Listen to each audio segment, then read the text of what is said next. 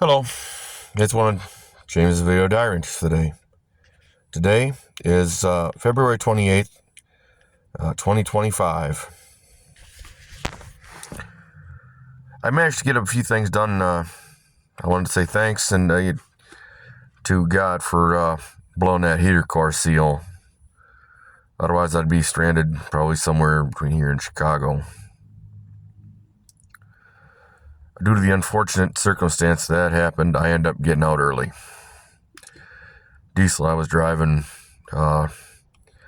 having constant problems, and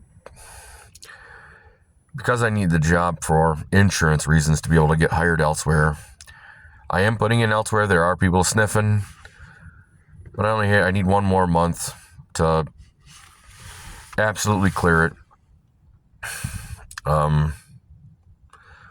Absolutely clear that, then it's going to be a crapshoot.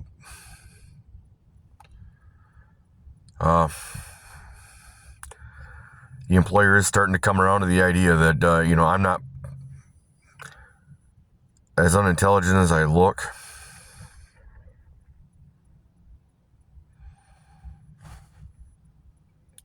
But at that point, the damage is already done.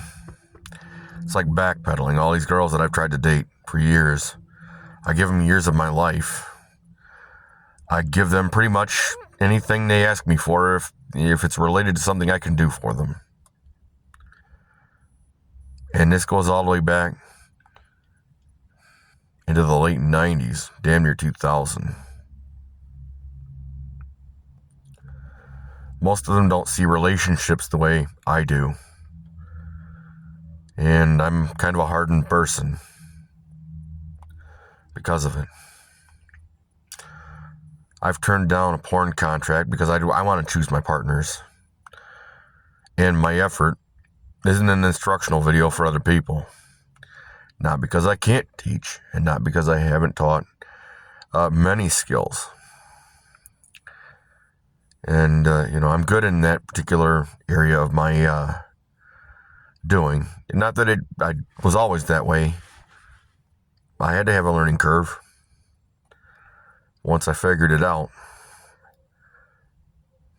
Once I was talked to the Special Forces guys, all the ex-SOF guys I talked to, Rangers, SEALs, Force Recon, Seabees. There was a technique. It's more of a mind control situation for the girl, but it has to be the way I administer it. It's generally a situation where it's a rope-a-dope followed by an indoctrinative process to teach women how to actually enjoy sex in a way that, the way I do. But a guy doesn't have to generally learn that. It's generally something that comes as part of the game. Girls generally have to have that. They have to have it drilled into them. Which is why women come back to me constantly when I actually get one, and for whatever reason, it's generally a deal-breaking promise broken. Break in faith. And although they probably would tell you, no, I didn't lie to him. Well, if you change a promise to a person without telling that person or informing that person, making that person bring it up to you after the term of the promise has expired. Well, I changed the promise. Well, you didn't tell me. Because if you did, because of how binary I am, there generally isn't a gray area for me. It's either yes or no. There is no maybe. I don't give wiggle room because I don't need someone to take that wiggle room that half inch or whatever I left and turn it into a mile. Then I'm on the hook for their bad behavior. That's why I left home, mom and dad's place. That's why I left $150,000 in equipment and paid off equipment that I had to pay off damn near 3 times over. That's why I left home 3 years ago with only a laundry basket. With a coworker, he picked me up and we went to work. And I barely had enough to be halfway as competent at my job. Stayed with him. I'm still in contact with the Yurtman family. The Levine family out of Beaverton has helped me greatly. Love them both. A couple of people have tried to help after the fact, after they realized exactly what the nature of the situation truly is. And because I'm generally an introvert. And I've learned that I have to undersell myself. I have to undersell the training I've acquired, the experiences the knowledge that I have. And I was educated a great deal like the 16th President of the United States, Abraham Lincoln. The circumstances were different that caused it, but the result is relatively net the same. I ended up having to spend a lot of time in the library because child support was unfairly levied here in Saginaw, Michigan by the 70th District Court. The custodial parent got carte blanche even when it was direct, blatant violations of Michigan state law and U.S. constitutional law. And although that's passed, every girl that comes into my life, I'm going to give you a simple task, because I already know for a fact if you're literally you're unwilling, like Sarah Luff from Boise, back in 2000 through 2004, literally could not make a phone call, literally would not leave a message, literally could not have the wherewithal to stand on her own 2 feet at that time. And she's not the only one. Jessica, the librarian in Beaverton, same thing. I don't understand. You're going to do it my way. What the fuck is your way win? I hear that shit. I go back down 20 years getting emotionally and financially abused. And I'm constantly an angry person because you're literally not accountable for your behavior. Yet I got to be accountable for mine. And I have to pick up the slack and the tab for these things. La Framboise cost me almost $2,000. Oh, well, but I won't do that. Well, fuck it. If you're not going to do that, you just should have said, look, if I'm not in for a penny, in for a pound, you know, if you're not in for a penny, in for a pound, don't fucking start a relationship. It's been almost 7 years since I've had a relationship. Not because people haven't offered after the fact that, after 3-4 years and $10,000-$15,000 out of my pocket that I literally could have paid my debts off with, on the premise that that money for me was the investment. That was my buying capital. That way I could use the resources that this other person would provide. It's an investment. And relationship is a business deal. And I cover my end. Because I'm kind of a binary guy. If I can't cover it, I'll tell you I can't cover it. And then I'll tell you why. And it's generally not because, well, I just felt like watching cat videos. Today, if I couldn't cover it, it's because I'm stuck out with a load. I'm fiduciarily legally liable for that load. I literally cannot come in until I have that load disposed. It's disposition. I made a promise to a guy, I'll help you change your struts. Well, hey, man, I can't do it. I broke my wrist in a car wreck. I'm going to have to deal with that. He came down and got me, and we changed the struts, and that's before I left home. But, it's the same thing. To me, it's the same thing. If I break a promise to you, you're literally going to know I failed, I broke down. Or I'm going to ask my boss, hey, I'm already done. Can I cut out half hour early? That's only going to hurt my paycheck. The work is done. If that's the case, I'll go cut out early and go and come in. I did that for a woman. Drove down through the snow and ice about 7 years, almost 10 years ago, to repair her car that broke down at her work. At which point I had to dig it out so that I could get under it and repair it. But when it's time for her to do something that absolutely for her sucks. And if you think working in a snowbank in 20-degree weather, 15, 20-degree weather is great after you have to dig a hole under the car to try and work on it in a situation where everyone finds you suspect because of the nature of the neighborhood, that didn't fucking feel good. My hands were extremely sore that night. But I still did it.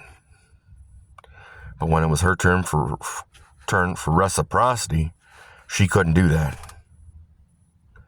She couldn't kick her adult son out of the home after he chased me with a butcher knife. And this wasn't a kid that was smaller than me. This kid was damn near 3 times my size. Fortunately for me, despite me being out of shape, I still outpaced him. And I laughed and taunted him at that point. Fuck it. If you're 3 times my size and I can outpace you, I'm going to laugh and taunt your ass. Because I'm going to incite the neighborhood to call the police. At that point, the promise on her part is literally not going to be an option. It's literally going to be enforced by the court. The court is going to say, you cannot attempted murder a man in the community. That is not acceptable. And if we're going to have a relationship, it's going to come to a head. You're either going to stand up and be a parent, Donna, and you didn't. You sided with your son. You should have sided with me. You sided with me, we'd have been together today. We'd still be together today.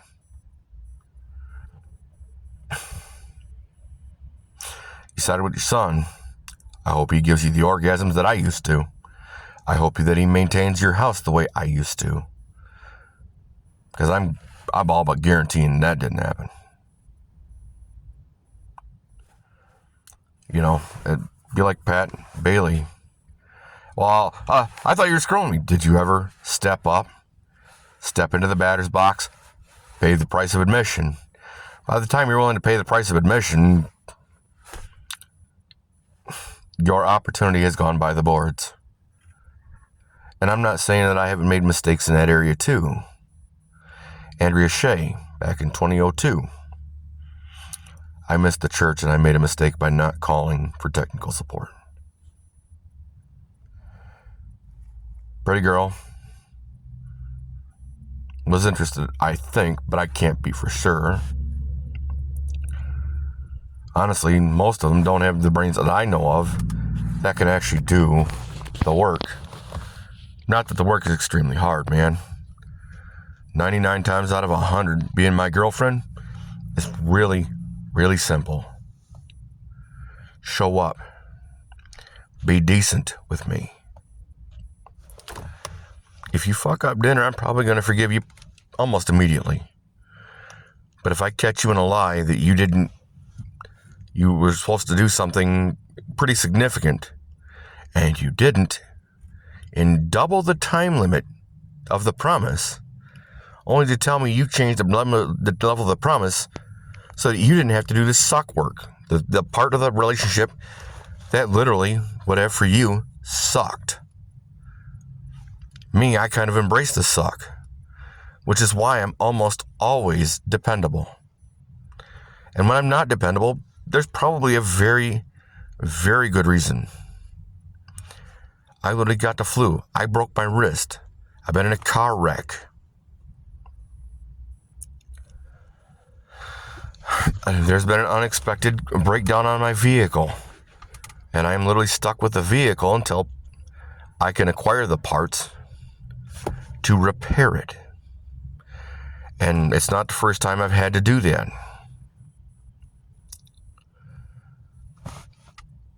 It's like rescuing people. And some of it isn't rescuing so much as it's pulling them out. It's using my knowledge with their equipment and just coaching them through the process of the exit and release of their situation.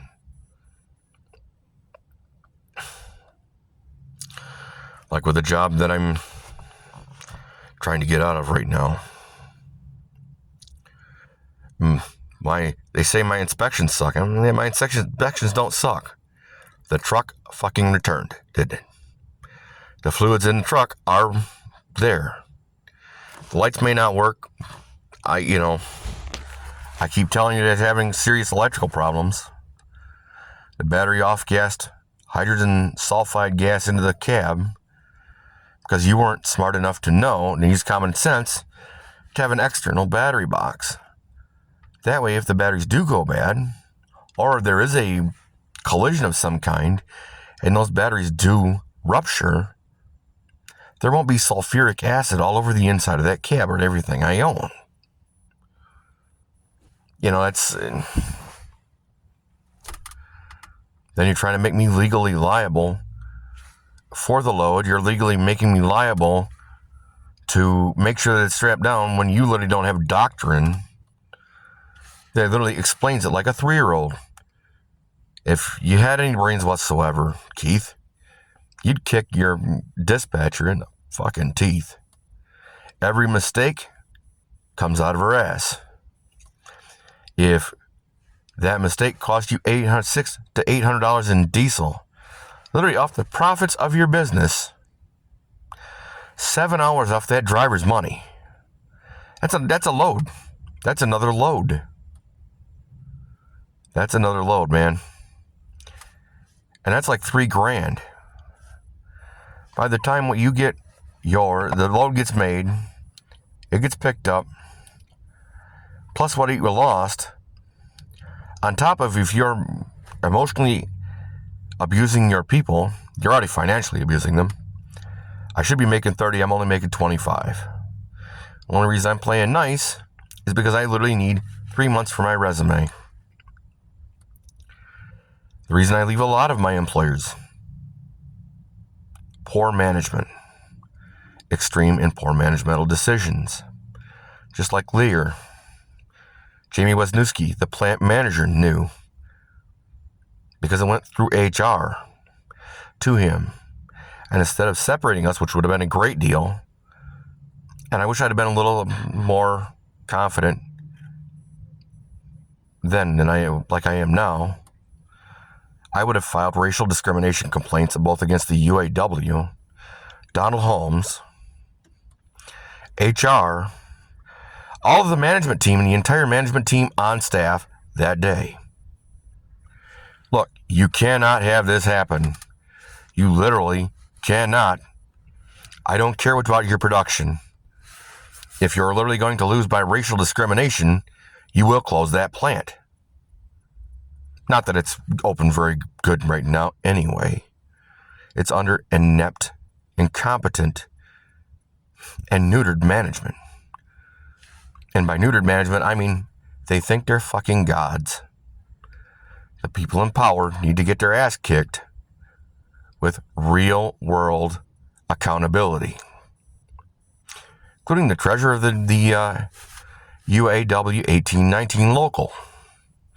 Needs to 100% be independently investigated for RICO, for racketeering, profiteering. Roscommon could make a fuck ton of money out of that. And the UAW could get a lot of earplay. And if the UAW had any goddamn brains whatsoever, for the International, they would rip it upside down, backwards, forward, sideways, and blow that out. They would literally change the plan. And they would literally make more money by attracting more quality employees, making more money on a longer term basis. And that's just Lear. And that's just that one plant of Lear, in my opinion. Lear Corporate's a different conversation. They have to have a conversation about standard business hours. The entire upper level corporate management needs a standard business hours discussion. Because if you have a storefront and you advertise business hours, and you literally cannot be contacted in those business hours to have results and actionable taken, you're going to lose business, which is exactly what's happening to Lear Corporation. From my interpretation of the evidence. McDonald's of Roscommon, when I went there, thank the fella at the Roscommon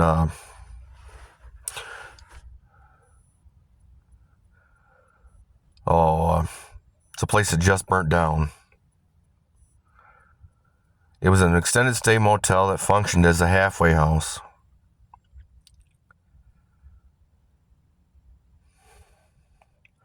In Roscommon. That particular manager was great with me. Gave me a fair shake. Did a little more than he probably should have. But I also, through my actions there, said, hey, look, man, we got to make sure the doors are closed. Door gets ripped off, it comes out of us. Don't come out of him. That's how we make our rent go up. By not maintaining the place. By not keeping our feet clean. By making it so dirty that it has to be professionally cleaned all the time. Just like ABM, when I worked for them in Gaylord at North Ohio Elementary. As a low-man janitor, second shift at North Ohio Elementary, which is not where I started in that company. I started over at the administration building, the college, and the bus garage. But through my intimate knowledge of how to clean, I outdid my trainer. On top of my trainer misinforming me how to do the job and giving me the wrong workload. And I had to start building relationships with these people. All of those staff members, they all really like me because I get results. I pull no punches, but I do it diplomatically. We're short-staffed, and due to the vicissitudes of short staffing and adequate and inept management, there's only so much that can be done. You iron that out with adequate training, personnel that don't just say they have the qualifications. They can actually prove by results.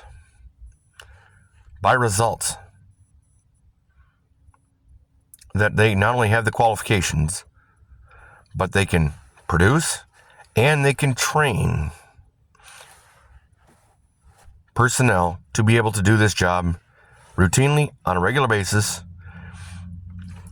They can report maintenance concerns and use math to get those that are absolute priority concerns addressed before they become a lawsuit.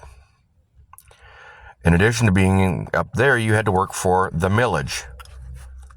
What I call work for the millage. When I worked at North Ohio, they tracked people through that building.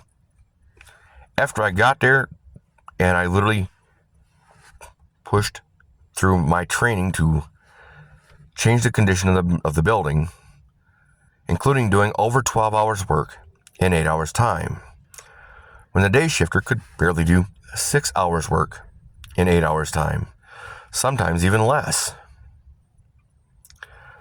That particular fella was a self-professed carpet cleaning genius. I went in there over the course of like 3 months at that site. I smoked him in street shoes, on top of everything that I literally brought up to anyone else. Literally became a training, because the management did not have the skill and knowledge to be able to solve those problems. I had to solve them. I had to teach administrators and other staff members with tenure how to misdirect and redirect children using their frame of reference. Questions that I know there are no answers to. The punchline to jokes. To take that office from like 20 kids down to 3 or 4 frequent flyers on a routine basis. I'm the one that literally came up with the answer of, you come in, you ask them that, let them sit for a second, then you ask them a nothing question that has no answer, that is 100% completely the other direction of why are you here, what drove this. 3 minutes later, you can send them back to class, instead of spending half a day with them or a day with them, because they're just running rampant. You don't have the skill to be able to understand how to change a child's energy, the mindset, building the relationships with the staff members at North Ohio. They literally wanted me to know their first name, and I'm like, no, your first. If I'm not interested in pursuing you personally, I'm only going to pursue you professionally. And that professionalism is only going to be so that when the children see me, because I'm going to make myself a presence, I'm going to be, anyone around me is literally, I'm going to turn it on and I'm going to catch everyone's radar when I enter that school. Because anyone that's going to do nefarious things is literally going to not want to be seen until they want to unveil it. Everyone that comes in has to be seen. When I came in, I had to go to the bathroom most of the time. So, because I lived over an hour out. So when I went in there, that's the first thing I did. I got in, I put my gear away, then I went into the male bathroom. And then I proceeded to install an adult presence to show the children the correct bathroom behavior. That way they're not in there all day making a horrendous mess for me. That was a side effect. Side effect of being able to research a building features that have literally been in the ground longer than I've been alive. To teach people who have had tenure, who have literally been in that building 5, 6, 8 years, when I was only been there 3 months, to teach them what those building features are, then explain to them how they use them, and then go through the process of pulling things, getting the behavior to change so that I can clean the area so it's effectively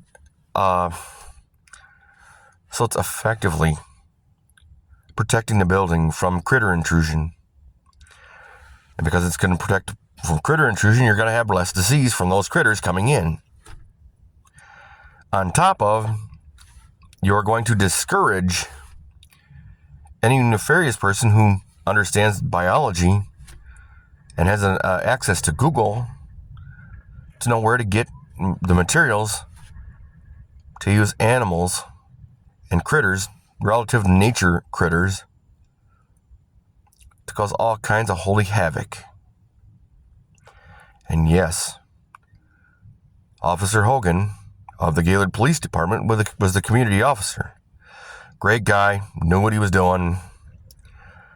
He had to, after we got past the idea that, yes, I'm setting off your radar, and yes, I'm doing it intentionally. I'm not here to hurt you, but I'm here to let you know somebody's here, and if all hell breaks loose, you can count on me to do the right thing, keep the students safe, and if all hell breaks loose where I literally have no better option, if you literally don't know the words, God bless America, and you come in during a holy shit moment, an active shooter or something, gun or not, whether I fucking know you or not, you're going to get something from the newsletter, and you are literally going to have to either immobilize me or neutralize me. In addition to the fact that as part of my patrol process to start my day, I was aware of my environment. That way I noticed objects out of place, even if they were oriented in the right direction. You don't think suicide bombers in the Middle East, right on their forehead and right on all the materials they're taking, I am a suicide bomber. They just don't. They don't. And anyone doing nefarious things is going to make it look like it's they're going to try and make an IED or whatever device they're using that they've left behind. They're going to try and make it look like detritus, like garbage. You go to Sarah Lee when I went up there. After I talked to Bill of B&B Construction, tried to get a job with him, but he said, "Well, where are your tools?" I said, "I don't have tools. I told you that in the interview. I got experience. And by the judging by the crew that showed up and what they're equipped with, and the way your job site's operating right now, you're not very good at it. You're way overpaid for what you literally should be able to do, and they should literally take a crew this size, 3 hours to do this. And there literally should be more equipment, and it should be done more like a factory construction line. A couple of guys getting lumber, a couple of guys sweeping, a couple of guys cutting. And these guys are all designated in like 3 minutes of getting on the site. These guys know exactly what they're doing. And this could be done, when I lived on the farm with Mom and Dad, that's how we fabricated buildings. And we'd literally draw it out and fabricate it in like 2 hours or 4 hours. And we fabricated in pieces so we could literally go out to the building site and stand it up and have it so well built, so fast, that if you literally were not paying attention, you wouldn't have known the building wasn't there before. You would not have known that the outbuilding or whatever we put in construction was not there. It was set up while you were looking the other direction. Construction projects on that farm work that way. Make it so that everybody's looking the wrong direction. Now, in the later stages of that, severe mistakes were made. Not because I didn't point out, hey, you need a thermal brake here. You're going to need a windbreak, a hard one. We took out a fuck of a windbreak. You're literally going to need to put a windbreak back. And now that particular room, when I left about 3 years ago, and I'm guessing it still is, went from the warmest room in the place to being the coldest room.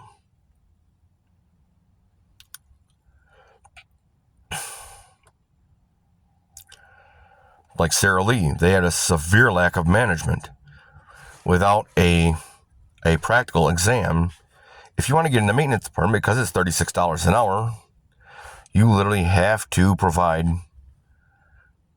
hands-on evidence on site that you can actually properly diagnose and repair and explain how the operation of your machines, of the components of your machines, so that you can modularly assemble these things. And as you do, if there is an issue It isn't like the last night I was there. They lose over $4.5 million a month due to extreme poor management, both on the production side and the maintenance side. And the maintenance side works 12 hours a day, 7 days a week, simply because there's absolutely no management in that department. None. For a problem that I can literally walk you around in 12 minutes, and I can explain the operation of all the parts and explain why it happened with a diagnostic process, and explain how I came to the conclusion you're losing $4.5 million a month, which is why Sara Lee Bakeries of Traverse City cannot participate in the Traverse City Cherry Festival to make the world's largest cherry pie. They're literally hemorrhaging it due to extreme poor leadership. It starts at the management level, it trickles all the way down to the floor, and I proved that multiple times before I left. Munson of Traverse City. I'm looking for the card. I got the card right here. I was hired. This was the crew I was going to be working with. Right here. Occupational Health and Safety said they didn't want someone to lay down roots. Who was overqualified to lay down roots.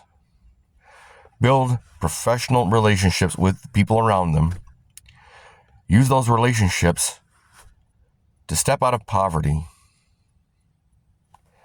To find that one of these professional relationships, one of these nurses, male or female, has got to have a friend. We all have them. To have an introduction, whether it's a cleaner, whether it's a janitor, whether it's a doctor, wouldn't make any difference to me. Build a relationship with this person. At the time, I had mental health concerns. I would also have been working nights, and I would have actively been building a trust relationship, knowing that stepping away from poverty, building my life around Munson Medical Center of Traverse City, being a low-level maintenance guy who's got an excruciatingly high knowledge, I could not use them to build a structure for myself, to build my life and make me one of the most valuable employees without being a leadership man. One of these guys has somebody's miserable in their life. There's got to be one. There's always one.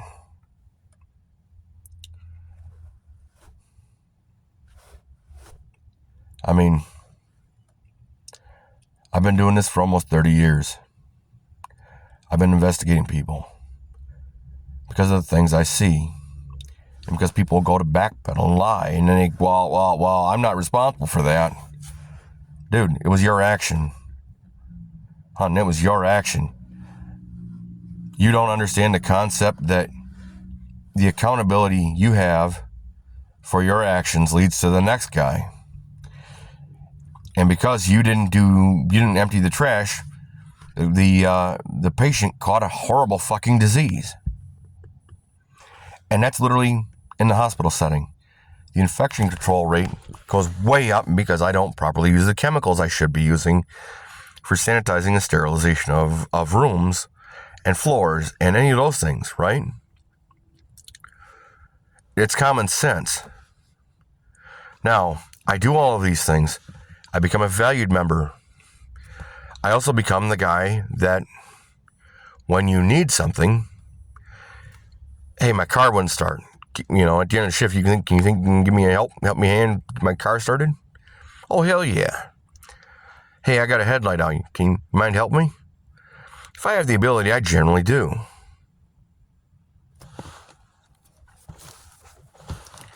When I don't have the ability, I have to have the right to be able to say no, and you got to be smart enough not to be a little bitch about it. Omar Williamson was a little bitch about it. He threw away his entire career in Saginaw to spend over $50,000. Just throw it right out the fucking window by being a little bitch. getting fucked out of the $6.99 UAW down here in Saginaw to drive up to Roscommon at the time. I've heard in sense that that particular person does not work there anymore.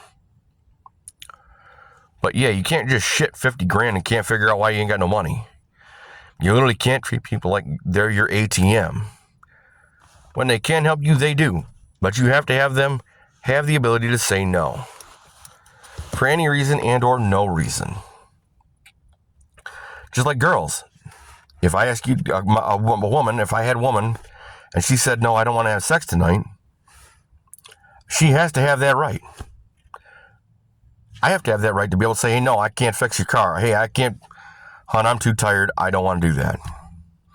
Look, I promise I'll make it up to you. But tonight just ain't happening. Just like a fucking up dinner. I forgot to take out an ingredient. Well, let's go out to eat. You know? It's like me talking to the brokers at the job I'm working. Look, I'm having performance and fuel economy issues.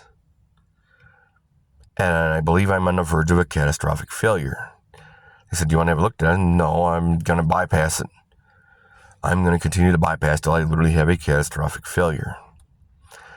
Because Mount Pleasant Express, where I work, they literally left a diagnostic trouble code scanner specifically in there to bypass trouble codes, which in essence was literally bypassing the computer control to literally make it mechanical. As mechanical as a 2009 can be. When I went in last time, they said, well, we're going to see if it's even worth putting you back on the road with that rig, or are we going to get a new one? Now, honestly, the rig itself was poorly built. The execution of how that vehicle was done by a professional organization, you know, I guess I would have called down and unharnessed it and reharnessed it, because I know I'm going to repurpose the vehicle. That way I all but eliminate my electrical problems. I move electrical connections and brake connections and air hoses and everything away from where I literally have to be up and down out of the toolbox to get securement devices for the trailer, for my cargo.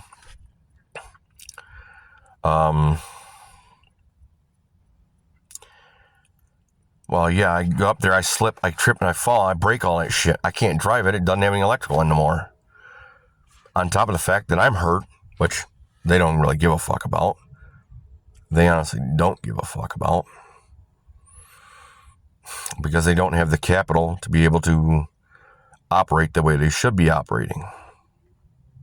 The way they claim they're operating, which they're clearly not. Oh, we want to step up. Motherfucker, you need to step back, consolidate, grab more capital, learn more professionalism, make way less mistakes, have much better training, treat the people at your pay point like they're the people at your pay point, and you pay them correctly. And if they tell me they're paying me for inspection, I'll literally pull up my pay sheet and say, inspection pay, where's it at? Where's the inspection pay? I don't see inspection pay. I don't see deadhead pay. I don't see repair pay. You cannot expect these things without paying me for them. For as little as you're paying, you're literally getting way more than you're paying for. And no one other than me, only because I need the experience for my resume to literally get somewhere else where the weather is going to be warm enough that I don't have to worry about the heat in the garage right now. Not that it's bad, and I'm in a good nest. It's warm at night. There's electricity for my CPAP, so I can manage to keep my CDL. But I'm also at some point going to need some support in medical. I hope this goes out well for me. I thank you for your support, and I'm sorry if this is a long one. It's been a hell of a rant. A lot of things in my mind. I appreciate you staying with me. I appreciate your comments, likes. I don't know if I'll ever do a meet and greet. I hope to go live at some point so that I can answer questions, be interactive with my audience, be interactive with people who can be my support system, who can lead me to others. If they're not there, maybe there's somebody they know locally.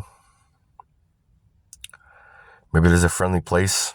If I'm on the road and I have a problem, I can get numbers to call when the organization I have not going to do me any good. Yeah, they got Dale tires ordered. They're in Mount Pleasant, Michigan. You do realize I'm in St. Paul, Minnesota? I'm in Cedar Rapids, Iowa. I'm in Kansas City, Missouri. Kansas City, Missouri and Mount Pleasant, Michigan, not very comforting. Doesn't do me a hell of a lot of good. I'm stranded on the road. It's 2 days drive for you to be able to fix it. And I don't think they would be able to do it on the side of the road. But, as always, if you have a problem, comment, or concern, please put it in the comment section below. YouTube is doing a weird thing about some of them being hidden from me. If that happens, I truly apologize. I wish you well. And should we see each other, I'm just a man.